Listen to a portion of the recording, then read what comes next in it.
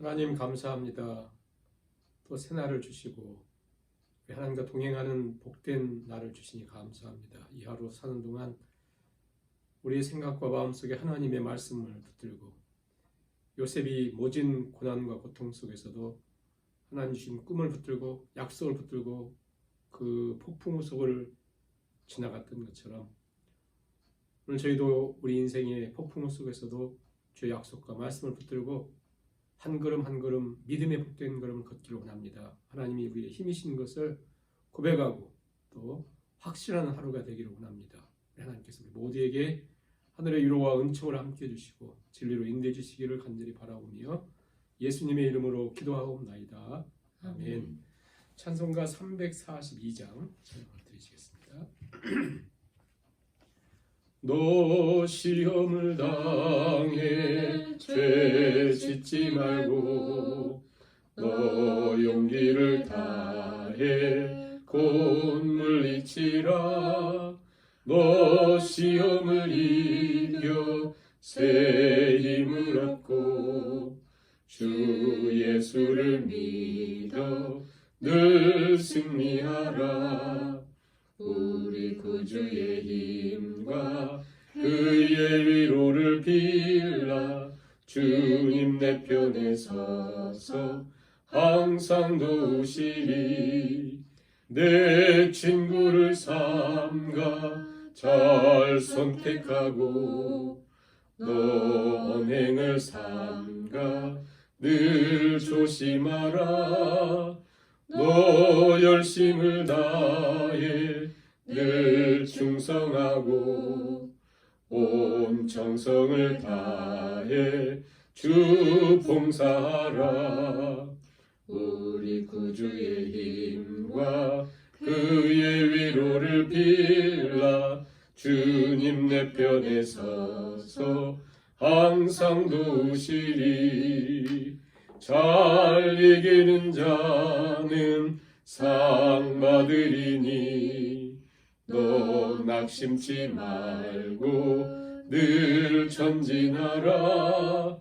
내 구세주 예수 힘 주시니 주 예수를 믿어 늘 승리하라.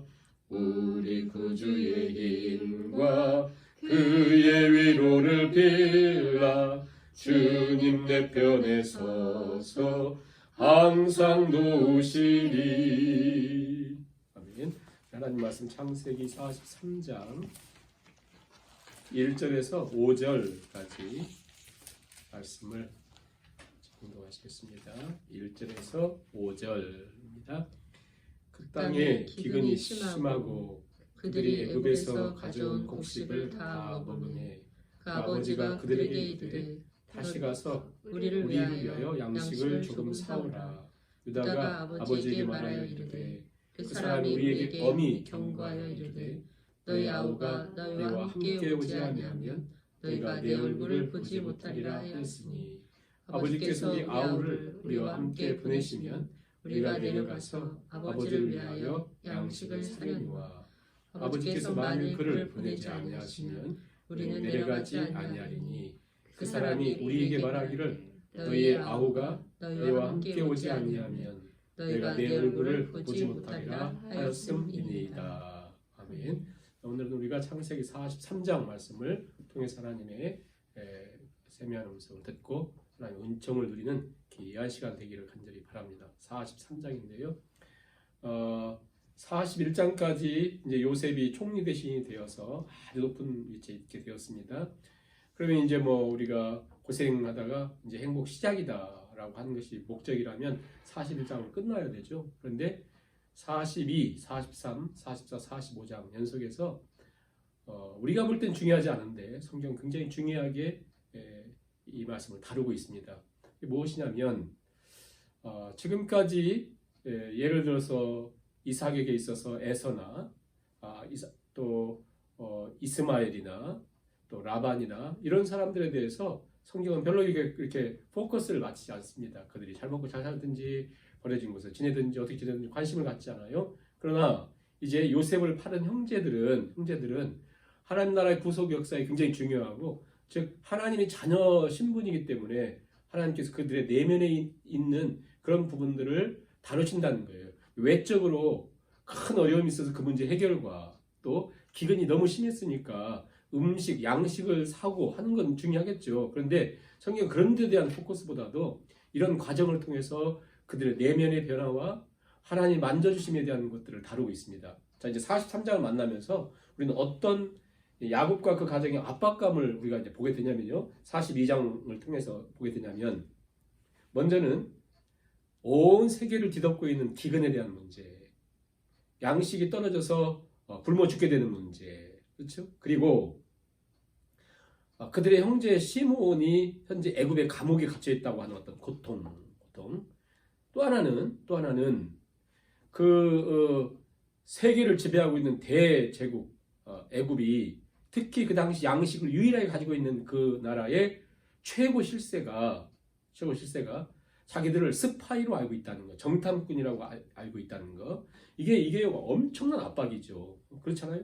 뿐만 아니라 돌아오는 길에 그들의 양식, 곡식 가져온 것을 열어보니까 거기에 자기들이 낸 돈이 들어있는 거예요. 그래서 도둑으로 몰렸다고 하는 어떤 이 압박감들이 있고, 뿐만 아니라 이 아버지 야곱에게 있어서 절대 자기 목숨보다도 중요하게 소중하게 여기고 사랑을 넘어서 애정을 넘어서 집착하고 있는 게 베냐민이거든요. 막내 아들. 즉 자기가 가장 사랑했던 라헬로부터 낳았던 아들 요셉을 사랑했어요. 라헬만큼. 그런데 요셉은 현재 야곱에게서 죽었지 않습니까? 형제들이 속여가지고 죽였다고 하니까 죽은 줄 알았기 때문에 그 모든 사랑이 누구에게 가 있냐면 베냐민에게 가 있거든요. 그래서 41장에 보면 42장에 보면 형제들이 있다가 우리 베냐민 데려가야 됩니다. 아니면 우리 죽고 우리는 못 삽니다. 그때 야곱이 있다가 절대 베냐민 못 보낸다. 그랬더니 42장 마지막에 큰형 르벤이 있다가 장자인 르벤이 있다가 아버지 베냐민 보내야 됩니다. 제가 책임지겠습니다. 만일 제가 베냐민을 데려오지 못하면 제 두 아들이 죽겠습니다. 이래요. 자기 아들에게 죽는다는 거예요. 아무튼 그게 이상한 표현이지만 어찌됐든지 지금 형제들에게서 어떤 변화를 보여요? 자기만 알았던 형제들이 첫째 형 르벤이 자기가 잘못하면 자기 두 아들이 가장 사랑하는 두 아들이 죽겠다 할 만큼 뭔가 이렇게 이상하지만 그들한테 어떤 변화가 있었다. 이제 이런 모든 압박감이 43장에 와서 더 심각한 기근이 오기 때문에 이제 그 압박감을 느끼는데요. 1절에 이렇게 시작합니다. 우리말에는 평범하게 기록되어 있지만 히브리어는 매우 도치돼서 강조하고 있는데요. 그 땅에 기근이 심했다. 41장, 42장에 있었던 기근이라고 하는 것은 하자크라고 하는 기근인데요. 이것도 살기 힘들 만큼 기근이에요. 근데 지금 43장의 기근은 어떤 것을 얘기하냐면 도무지 생명이 유지가 불가능할 정도의 심각한 기근을 얘기하는 다른 용어를 씁니다. 이 기근이 지금 온 땅을 뒤덮고 있었다. 우리가 가난하잖아요. 가난도 어떤 차이가 있지 않습니까? 가난한 것도 가난하다 하지만 오늘 하루를 살 수 없는 가난도 있잖아요. 그런 것처럼 기근이 너무 심한 상태에 드디어 도무지 어떻게 살 수 없는 그런 상황이 왔어요. 그래서 아버지한테 얘기합니다. 아버지, 애굽에서 가져온 양식이 다 떨어졌어요. 그러니까 견딜 만큼 견뎠는데 더 이상 견딜 수 없는 상황에 이르렀습니다. 그래도 먹어야 살잖아요. 근데 먹을 양식이 다 떨어졌어요. 그래서 이제 아버지한테 얘기했는데 아버지는 뭐 전혀 바뀌질 않아요. 베냐민 못 보낸다는 거예요. 그래서 드디어 이제 중요한 역할로 앞으로는 유다가 등장하는데요. 그래서 야곱이 죽기 전에 유다를 축복하거든요. 7이자의 지팡이가 또 그 홀이 유다로부터 떠나지 않는다라고 했던 그런 부분들이 앞으로 이제 유다가 나오는데요. 유다가 딱 등장해서 3절에 유다가 아버지에게 말합니다.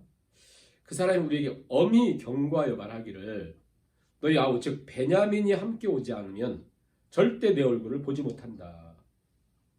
아버지께서 우리 아우를 우리와 함께 보내시면 우리가 내려가서 양식을 사려니와 베냐민을 보내지 않으면 우리도 갈 수가 없습니다. 그리고 절대 사올 수 없고 우리 형제 시므온은 죽는다는 거예요.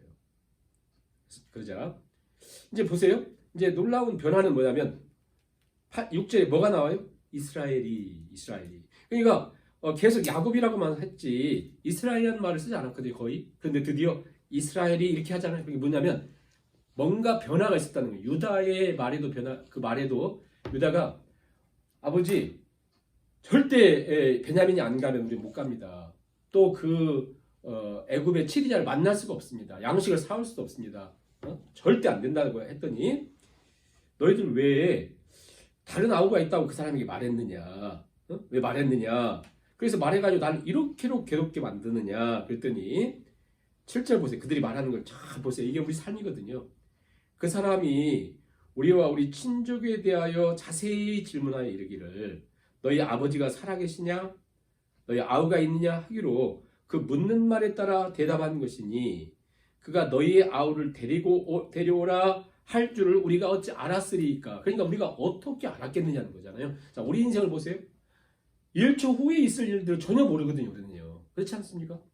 이 형제들도 베냐민 얘기, 막내 동생 얘기를 했지만 그 치리자가 그 높은 사람이 어떻게 동생 데려오라고 하겠습니까? 우리가 어찌 알았겠습니까? 우리 인생은 모르잖아요.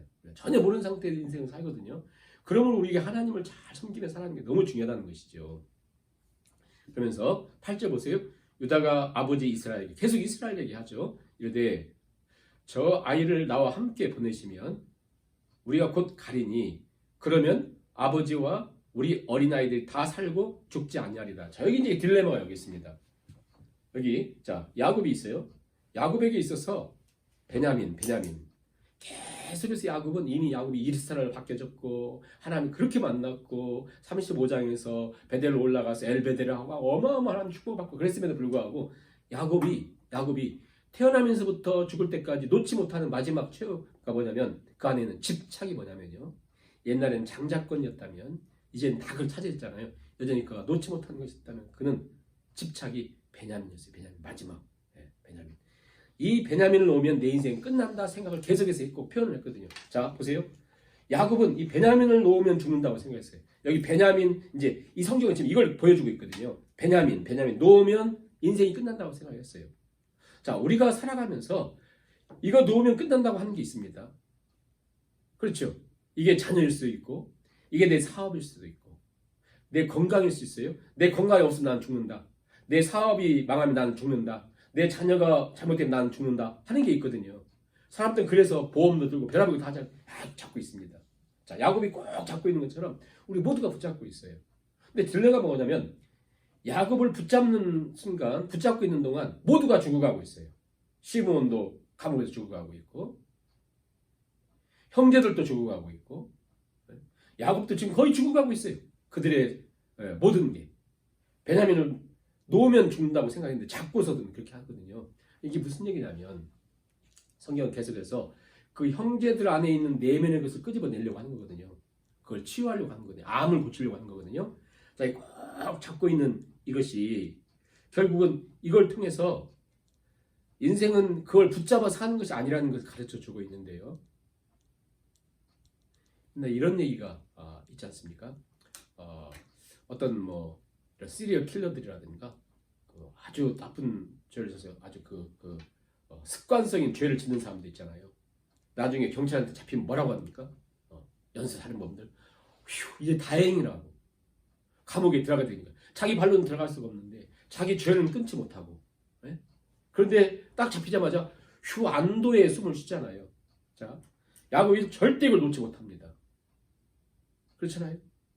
베냐민만 놓으면 자기는 죽는다고 생각했는데 이걸 놓잖아요. 놓으면 모든 게 회복돼요. 하나님 역사 여기서부터 시작되고 진짜 광명이 비쳐요. 근데 이걸 못 놓잖아요. 그런데 드디어 야곱이 놓습니다. 이게 이제 가장 지금 이 내용에서 1차적으로 중요한 요셉의 스토리지만 야곱의 삶에 있어서 매우 중요한 일이 여기 나오는데요. 10절 보세요. 유다가 지금 얘기합니다. 먼저 9절도 보세요. 내가 그를 위하여 담보가 되오리니 내가 담보가 되겠습니다. 아버지께서 내 손에서 그를 찾으소서. 내가 만일 그를 아버지께 데려다가 아버지 앞에 두지 아니하면 내가 이 모든 것을 영원히 책임지겠습니다. 유다가 그래요. 유다가 내가 이 모든 죄를 내가 담당하겠습니다. 그래요. 그러면서 유다가 이런 얘기 하죠. 우리가 지체하지 아니하였더라면 벌써 2번 갔다 왔으리이다. 이게 무슨 얘기냐면 여기 헤브론에서 저 애국까지 가는데 400km 이상이 되기 때문에 왕복하면요 800km 넘어요. 여기를 2번이나 왔다 갔다 했다? 몇 달 걸리는 거거든요. 근데 그만큼 가정이 지금 양식이 없어서 거의 애들까지 죽게 돼. 애들이 다 있잖아요. 손자들까지요. 다 죽게 될 정도 심각한 상태예요. 자, 이런 데까지 몰려오고 모든 코너로 몰리니까 드디어 야곱이 하나님께 항복을 합니다. 이게 진짜 그래서 계속 이스라엘이라고 쓰는 거예요. 이게 가장 중요한 고백이겠죠. 자, 첫째, 야곱은 항상 이 머리가 이렇게 뛰어났던 것처럼 11절 보세요. 자, 그러면 첫째, 너희들이 이 땅에 저 아름다운 소산들을 다 준비해서 가라. 그러니까 야곱이 지금 양식이 없어서 그렇지 굉장히 중요한 보물도 많이 가지고 있잖아요. 그래서 예물로 유향, 꿀, 향품, 모략, 유향나무, 감복숭아 이런 것들을 첫째 다 예물을 다 가져가서 그 치리자의 마음을 잘 녹여라. 그렇죠? 두 번째, 이전에 돈 가져왔던 거 그것과 함께 이번에 양식에서 갑절에 그 삭슬 지불해라. 두 번째. 그다음 세 번째 13절 보세요. 네 아우도 데려가라. 그렇죠? 데려가는데 이제 이게 보내면서 야곱이 한 고백이 제일 중요한 고백을 합니다. 드디어. 자, 지금까지 야곱이 수십 년 동안 꽉 잡고 있었던 베냐민이 지금 하면 20 중반에 30세 되거든요. 왜냐하면 이 요셉이 형인데 동생과 같이 있었는데 저 애굽의 노예로 끌려갔을 때부터 지금까지 20년 이상이 있었잖아요. 그러니까 요셉의 동생인 베냐민도 거의 30이 가까운 30까지는 안 돼도 아무튼 뭐 30이 가까운 그런 나이가 되잖아요. 그런데 그 드디어 이제 놓으면서 그 30여 년 동안 야곱은 꽉 잡고 있었던 베냐민을 다 손에 놓으면서 이 유명한 고백을 합니다. 14절 같이 하겠습니다. 중요한 고백인데요. 전능하신 하나님께서 그 사람 앞에서 너에게 은혜를 베푸사 그 사람으로 너희 다른 형제와 베냐민을 돌려보내게 하시기를 원하노라. 내가 자식을 잃게 되면 이르리로다. 자, 그 베냐민을 그렇게 붙잡았던 하나님 자꾸 놓으면서 뭐라 하면 내가 베냐민을 잃으면 이르리로다. 유다에게 너 책임자가 아니라 내가 베냐민을 이제 놓겠다. 그래, 놓겠다. 놓으면서 이게 모든 삶이 회복이 됩니다. 놓으면서. 여러분 우리가 붙잡으면 하나님이 복을 주실 수가 없어요. 내가 꼭 잡고 있으면 절대 하나님 복을 주실 수가 없어요. 내가 그것이 무엇이든지. 이 붙잡고 있으면 하나님 붙잡을 수가 없거든요. 야곱이 드디어 이스라엘로 바뀌는 진짜 이스라엘로 바뀌는 거거든요. 내가 이르면 이르리로다 하면서 유명한 고백이 뭐냐면 14절 다시 보세요. 전능하신 하나님이 이게 바로 엘샤다이. 아브라함에게 나타나셔서 창세기 17장에 처음으로 계시하시면서 나는 전능한 하나님이라 했잖아요. 그 전능한 엘샤다이 하나님. 35장에서 하나님께서 베델에 올라가 엘베델을 고백하는 야곱에게 나타나셔서 나는 전능자라 했던 엘샤다이. 그 엘샤다이 하나님이 은혜 베푸셔야 우리는 산다. 그래서 내가 붙잡은 모든 것을 나는 이제 놓겠다. 그거예요. 놓겠다. 그리고는 이제 출발하죠. 다 갑니다. 갔더니 보세요. 자, 드디어 야곱이 놨잖아요. 그랬더니 이제 이스라엘 놨잖아요. 그랬더니 그들이 데리고 한 달 거의 채 걸리는 그 먼 길을 20 며칠 걸리는 길을 참 힘들게 갔어요.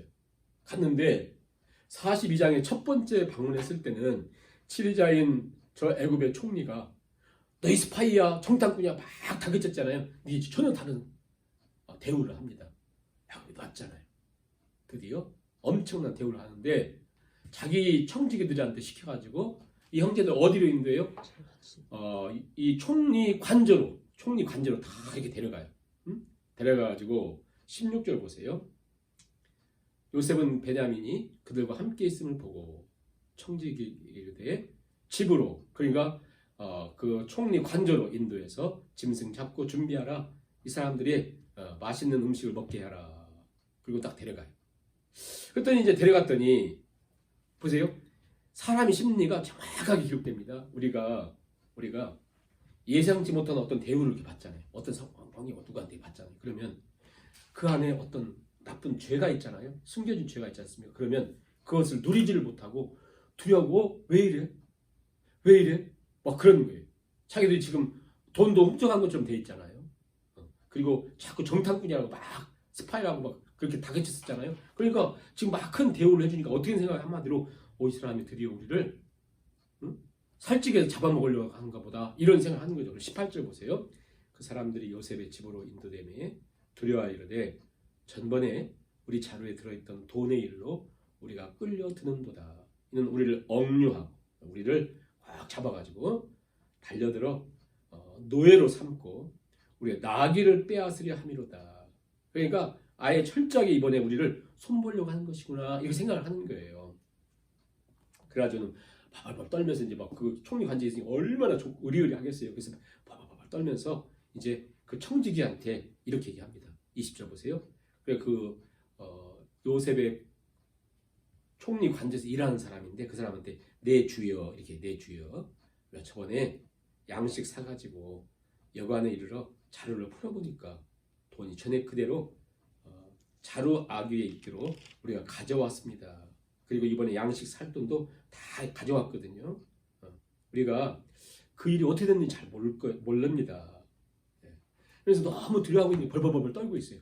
자, 여기에 중요한 그 고백을 누가 하냐면 총리 관저에서 일하고 있는 청지기의 이야기를 들어보세요. 그는 애굽 사람입니다. 그가 이렇게 얘기합니다. 23절에 보세요.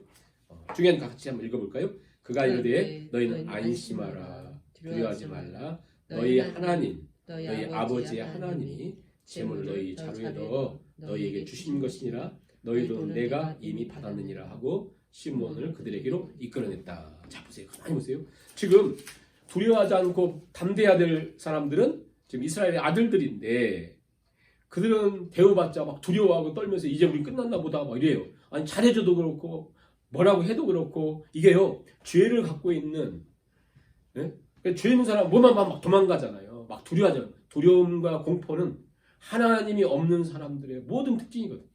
이들이 잘해줘도 막 지금 막 잘해주니까 어이구 막 이제 우리는 이제 드디어 억류하고 뺏어가고 노예 삼고 그러려나 보다 하니까 지금 이 청지기가 하나님이 원래 없는 애굽의 그 청지기가 그렇게 얘기하는 거예요. 너희는 안심하라 두려워하지 말라 너희 하나님 너희 아버지 하나님이 재물을 너희 자루에 넣어 너에게 주신 것이니라 그랬죠? 그러니까 이게 가만히 보세요. 이 형제들은 앞으로 이스라엘 공동체를 매우 중요한 역할을 담당해야 될 인물들임에도 불구하고 눈에 보이는 현상밖에 못 보잖아요. 눈에 보이는 현상. 즉 돈 집어넣었다 나왔다 뭐 시몬이 잡혔다 이런 거밖에 못 보잖아요. 근데 지금 요셉은 그것만 아니라 어떤 일을 그들 가운데 심어주고 싶잖아요. 그러나 요셉마다 하나님 더 큰 일을 심어주고 싶거든요. 자, 먼저 이 형제들은 우리는 돈 보고 이제 우리는 죽었다. 우리는 도둑으로 이제 잡혔다 하잖아요. 그런데 이 현상만 보고 있는 그들을 위에 있는 사람이 있어요. 청지기. 그들에게 돈 넣은 사람이거든요. 그 자루에. 이 사람만 알고 있어요. 이 사람이 모든 상황을 알잖아요. 응? 요셉이 절대 침묵하고 있으라고 했잖아요. 이것만 알고 있잖아요. 그러니까 이 사람이 있다가 너희 하나님이 했어. 자, 이 사람이 알지 못하는 요셉이 알고 있는 어떤 수준이 있잖아요. 이 환경을 통해서. 그렇죠? 요셉도 모르는 또 하나님이 알고 있는 어떤 그 섭리가 있잖아요. 자, 그런데 보세요. 우리는 이렇게 살고 있는 거예요. 형제들처럼. 우리는 이 땅을 살면서. 돈이 있네, 없네. 내 건강하네, 없네. 우리 이것만 봐요. 이것만 보는 거예요. 자, 이것만 보면서 만일 이 형제들의 시선 속에서 청지가 알고 있는 것만큼만 알아도 숨통이 좀 튀우죠. 그런데 이는 그 청지기가 알고 있는 것만큼도 모르기 때문에 우리가 감히 어떻게 하나님의 섭리를 알고 하나님의 손길을 알고 그는 진짜 하나님 앞에 민감하지 않고는 깨어있지 않고는 모르는 거죠. 그러니까 우리 인생을 살면서 매일 허덕이면서 사는 거잖아요. 이 모습을 보면서. 그렇죠? 만일 이 형제들이 요셉 정도만 알았어도 요셉을 눈치만 챘어도 그들은 이렇게 살지 않을 거 아니에요. 근데 전혀 모르는 거예요. 하나님이 일하시는 거 하나님께서 지금 어떤 역사 하시는 걸 전혀 모르는 이 형제들의 모습은 오늘 저와 우리의 모습을 본다는 것. 우리의 오늘 모습을 보면서 우리가 깊이 생각하는 것이죠. 이 기근과 돈이 그렇게 된 것과 문제와 시몬 잡힌 것과 엄청난 이런 압박들이 결국은 뭘 이루기 위한 거예요? 우리가 철저하게 하나님 앞에 그분 앞에 딱 다시 세우는 거거든요. 그것을 누가 고백하냐면 이 청지기가 지금 얘기했잖아요. 23 다시 보세요. 너희는 안심하라 두려워하지 말라 너희 하나님 너희 아버지 하나님이 재물을 너희 자루에 넣어주셨다. 그럼 드디어 요셉이 옵니다. 드디어 이제 요셉이 일하다가 온 거예요. 총리 관절에 26절 보세요. 요셉이 집으로 오매 형제들이 예물을 그에게 주고 땅에 엎드려 절합니다. 28절에도 머리 숙여 절합니다. 근데 요셉이 처음 질문이 뭐냐면요. 27절에 그들의 안부를 물으며 너희 아버지 그 노인이 안녕하시냐 생존에 계시느냐 아버지가 궁금한 거잖아요. 아버지에게 물어보죠. 그랬더니 잘 계십니다. 딱 보니까 요셉이 이렇게 보니까 드디어 베냐민 있잖아요. 동생이 29절에 그 동생을 보여요. 베냐민을 보고 이르되 너희가 내게 말하던 너희 작은 동생이 이 아이냐 이 아이냐 아이는 아니고 좀 크거든요. 청년이거든요. 근데 아이들은 애기처럼 이 아이냐 그렇습니다. 그랬더니 30절 보세요.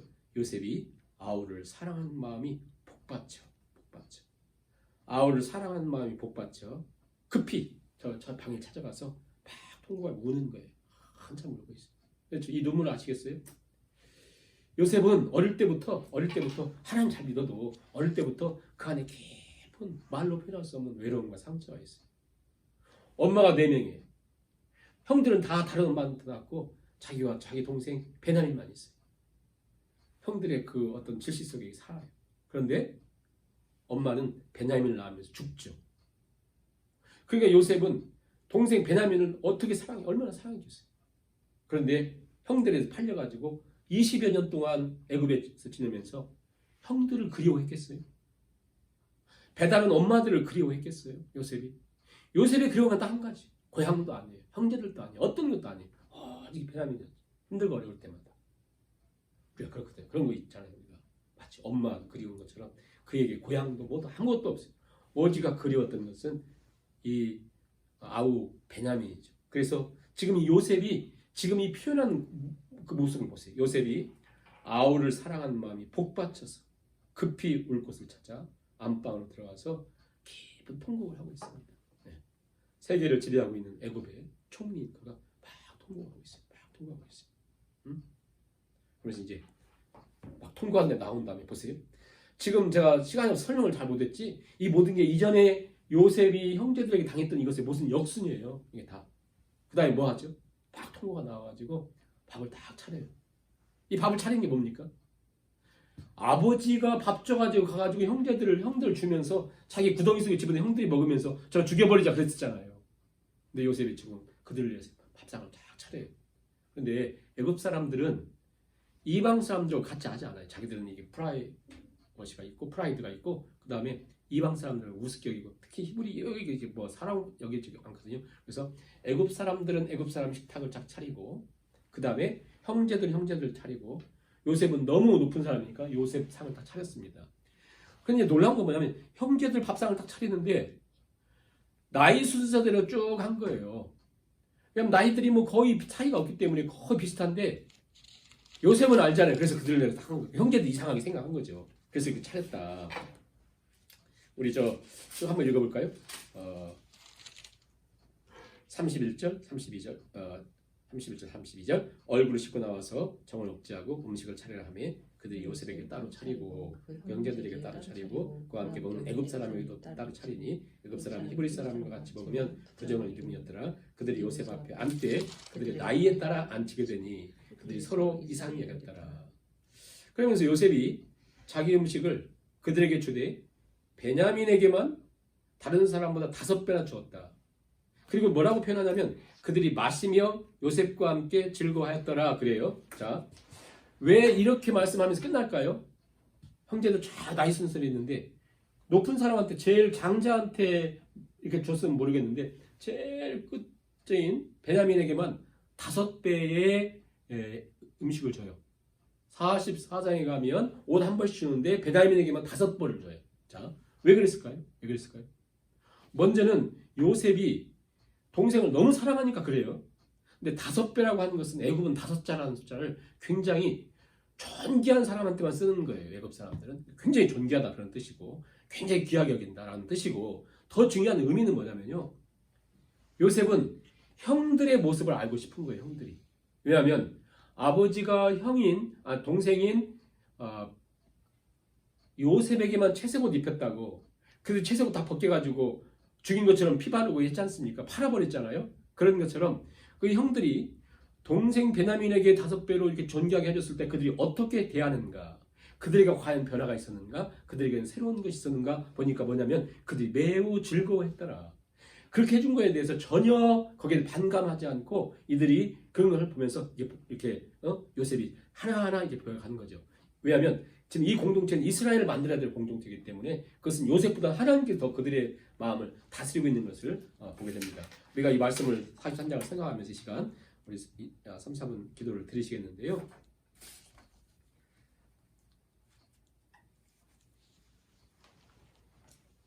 하나님의 관심은 지금 어떤 식량보다 더 중요하게 형들의 변화, 달라짐을 얘기하는 거죠. 유다가 자기 생명을 바쳐 책임을 지고 또 시므온을 데려오겠다고 또 베냐민을 데려오겠다고 얘기하고 그 다음에 베냐민에게 그렇게 막내에게 잘 해줌에도 불구하고 그들이 전혀 그런 것에 대해서 변하지 않는 거기에 대해서 이렇게 하지 않는 이 모습들 그리고 하나님께 여전히 그들 가운데 일하신다고 하는 사실들을 우리가 말씀을 통해서 보면서 하나님이 저들 가운데 하나님 역사를 하고 계시구나 오늘 우리 가운데 역사하심을 기억하면서 우리 한번 기도하시고 기도를 마치도록 하겠습니다.